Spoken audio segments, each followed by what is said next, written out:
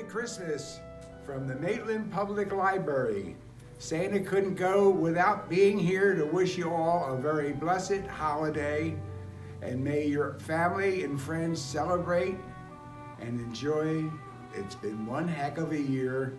Make sure you're sanitizing like Santa, sanitizing your hands, washing and staying healthy. Wearing your mask. And wearing your mask when you go out in public. We've been here so many years for our regular Christmas celebration. But next year, I'm sure we're going to be able to get this done next year. But we wouldn't miss coming and visiting and saying hello to you all. And special friends of the Maitland Library. Yes, definitely. I brought The Night Before Christmas by Clement Moore, and it's one of my favorites. It's drawn by Tommy DePola, and I love his picture, so I thought this would be the best one for me to read to you.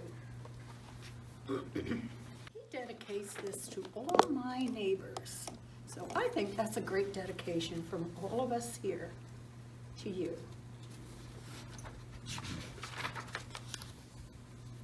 'Twas the night before Christmas, and all through the house not a creature was stirring, not even a mouse. The stockings were hung by the chimney with care, with the hope that St. Nicholas soon would be there.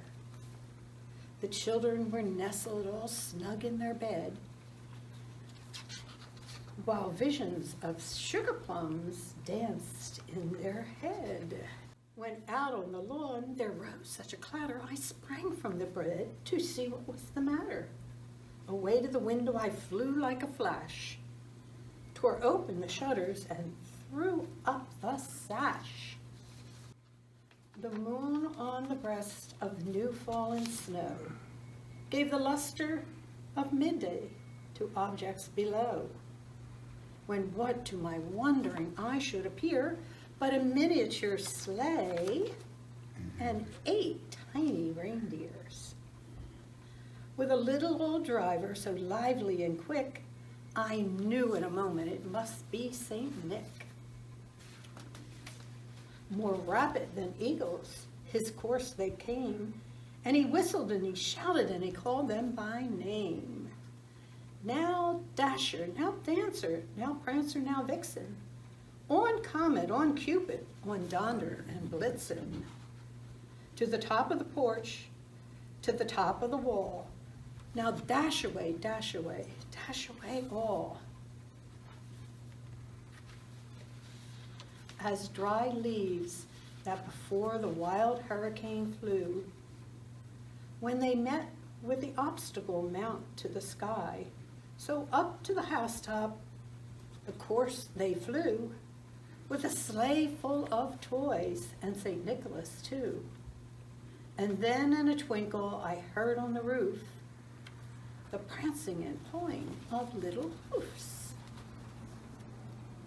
As I drew in my head and was turning around, down the chimney St. Nicholas came with a bound.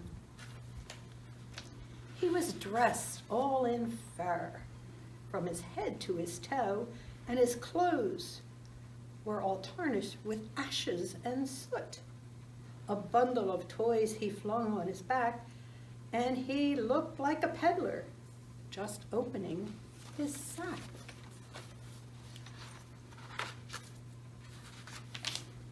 His eyes, how they twinkled, his dimples, how merry, his cheeks like cherries, his droll little mouth was drawn up like a bow, and the beard of his chin was as white as the snow.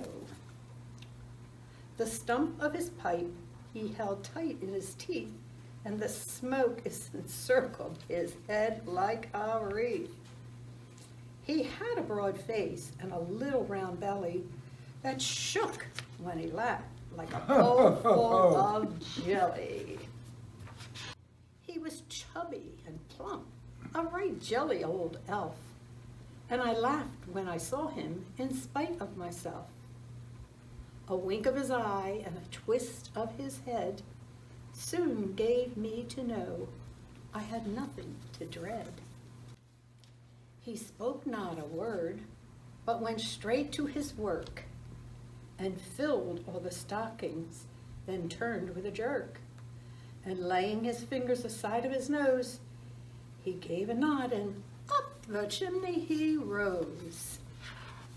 He sprang to his sleigh, to his team gave a whistle, and away they all flew, like the down of a thistle. But I heard him explain as he drove out of sight, Happy Christmas to all, and to all a good night.